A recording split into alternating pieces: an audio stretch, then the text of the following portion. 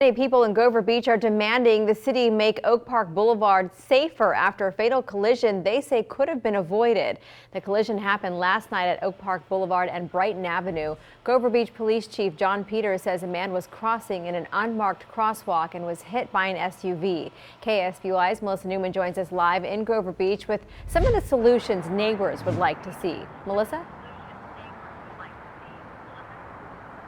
Karina, for neighbors I spoke to today, this stretch of road has been a major point of contention for several years now. And last night, the Grover Beach City Council was potentially going to take action on it when their worst fears were realized. We've just received word that approximately half an hour ago, there was a fatality at the intersection of North Oak Park and Brighton Avenue, a pedestrian versus a vehicle. Sir, Shockwaves in a Grover Beach City Council meeting Tuesday as city leaders and community members learn of a fatal collision at the same intersection they had planned to discuss. Help us before other children and people get hurt. I live on that corner. I see it every day. 20 to 30 people cross that street a day. Children, babies, strollers, senior citizens. Neighbors say cars speeding or parked in a way that obstructs a clear view of traffic are major issues on North Oak Park Boulevard.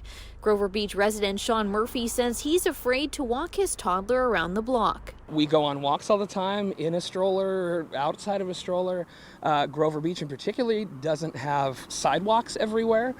So it's really concerning that just to be outside and enjoying my neighborhood, walking around, there's potential safety hazard all the time. A recent traffic study revealed there have been 17 traffic collisions on this stretch of road in the last year.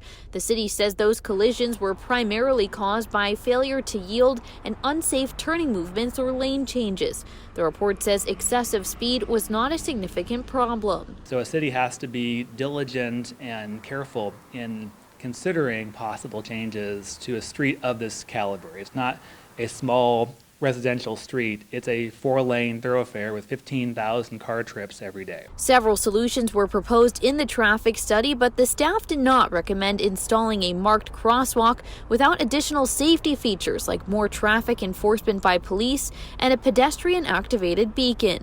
It seems like some infrastructure type stuff might help, better lighting, some beacons at the crosswalk, things that just make it both easier for people to cross and easier for drivers to see potential road hazards.